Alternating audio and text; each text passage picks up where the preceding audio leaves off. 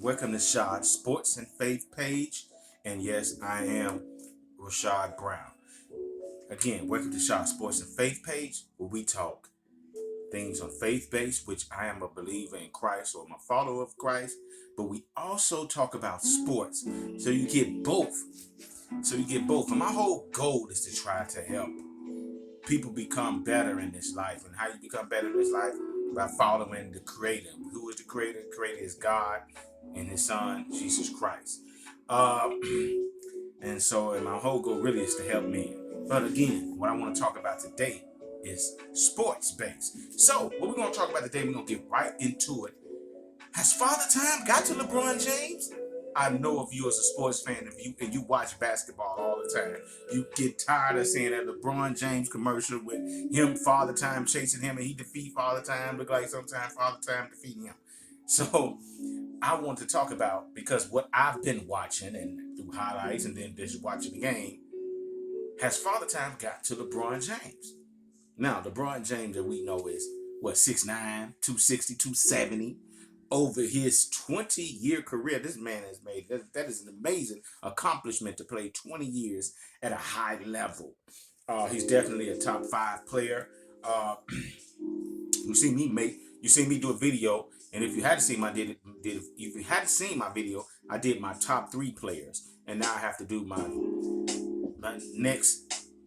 I did my top 3 players ever, and now I have to do 4 and 5. And so LeBron James, to me, is definitely a top 5 player. Throughout LeBron James' career, it was 27, 7, and 7. This year, only do a short version because we only see 8 games. He's averaging 24 points a game this year, 9 rebounds, 7 assists. He's shooting down way now. He usually shoots 52% the last couple of years, but he's down to 43%, and he's only down to 20% in threes. To me, if you ask me, over these 8 games, it seems to me that LeBron James is sliding down. It looked like Father Time is beating him down a little bit. Not all the way. He's still on pretty good numbers, but you can kind of tell with his shooting percentage, his field goal percentage, his 3-point percentage. And it seems like his athleticism is dipping a little bit, or dipping, or quite a bit, not quite a bit, but dipping a little bit. I need to pick which one, but it's dipping. Because if you're watching him, he's not getting up in the air as high as he used to. You know what I'm saying? LeBron used to put his head over the rim, his arm be all to the square, on top of the square, almost to the backboard. It's coming a little bit down now. He's just a little bit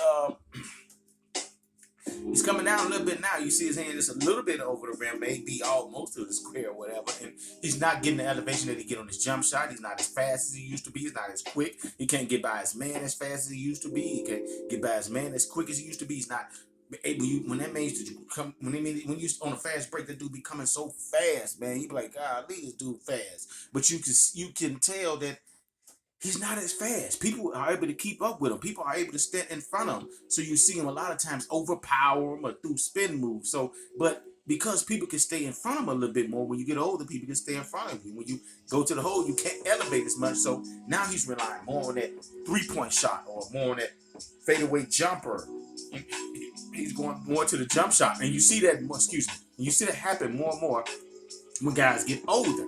They go more to the jump shot. When LeBron was one of the best, if not the best, at driving to the basket. You seen it with Michael Jordan. Michael Jordan was another one great at driving to the basket. As he got older, he moved farther and farther away to the basket when he started shooting jumpers because he couldn't get to the hole as fast or as quicker. His body probably couldn't recover as fast from them falls. And so you see that with LeBron. And when your elevation goes down, you see your jump shot not fade as much because, believe it or not, jump shooting has to do a lot with your legs. And if you can't get that elevation like you used to, your shot won't fall as much. You hit the front of the backboard, the front of the rim a lot of times, or just miss. And also when LeBron's shooting those real outrageous long range jumpers, if your leg's not in them, you're definitely not gonna make them. And he's been shooting 7 threes. That's more than he's probably taken in his whole career. So you can definitely see that his game is dipping a little bit. He's also used to be known as a great defender, but LeBron James is not a really good defender. He played good defense spots, but not all the time. And that's all this stuff is expected. 20 years, this man has overachieved.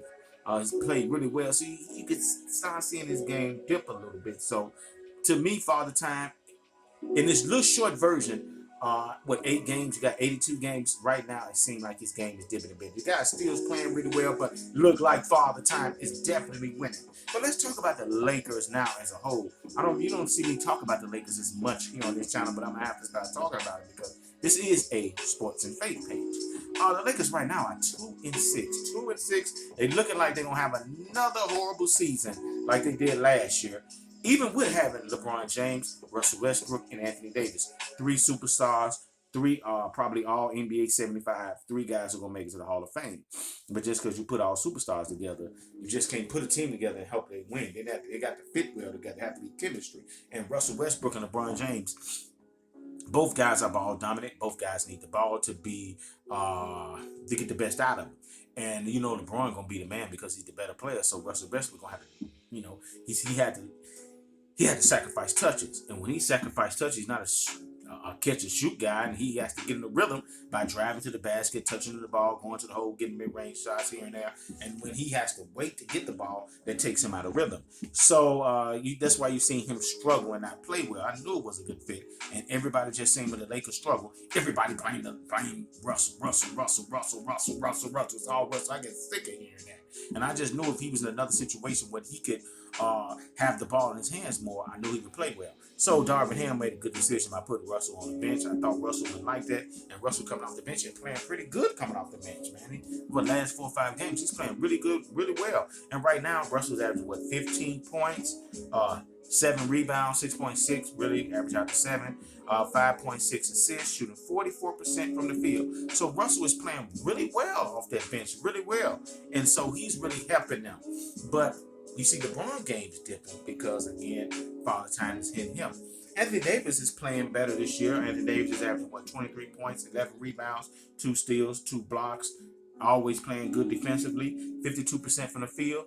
Really, Anthony Davis not really known for a 3-point shooter, so he only shoots 23%. So the Lakers' defense is getting better because you got Anthony Davis, who's always probably going to be one of the better defenders in the league, probably going to be one of the top picks for Defensive Player of the Year. So your defense is going to definitely get better with Anthony Davis in the lineup. But Anthony Davis just been out because the guy can't stay healthy for some reason.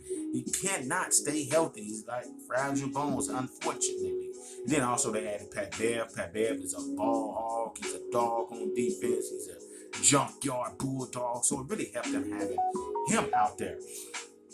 Lonnie Walker, bring Lonnie Walker on his team, who's really not known for a shooter, but more of a slasher. But he's also a good defender, very athletic. So the Lakers' defense have improved, but it's just their shooting. They're not shooting the basketball well. So in this game right now, unfortunately, you need to have good shooting. And so then, and that probably would help LeBron if he got more spacing. But they've been shooting a little bit better lately, but overall, throughout the early part of the season, they're not shooting the ball well. And when you got Russell Westbrook, he's not known as a shooter. LeBron, like I said, it seemed to be dipping. His skill, his athleticism seemed to be dipping. And when your athleticism dip, it goes into your shooting, your jump shooting. So he's not shooting the ball well. Anthony Davis is not shooting the ball well. And so you have the guy Matt Ryan, who's coming off the bench. He's shooting the ball pretty solid. Austin Reeves shouldn't be shooting the ball by the side, but the Lakers struggle with 3-point shooting. And their defense seemed to be up and down. I say it's getting better, but it's up and down. So right now, the Lakers are 2-6. I don't see the Lakers probably again not making the playoffs. And right now, it seems as if Father Time has got to LeBron. And Father Time, if you play long enough, some people earlier than others, it's always going to catch you. So,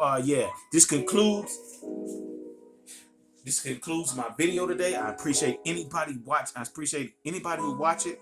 If you enjoyed this video, subscribe to my page where you're gonna get, like I said, you're gonna get faith-based stuff to help people become better individuals, better human beings, and especially for the men. Also, you're gonna get good sports topics like this. I'm gonna bring you good sports topics. I'm gonna get more active on this page, and comment. Feel free to comment if you agree with me or not. Feel free to subscribe. Feel free to share. As I always say, to conclude the video, peace and love.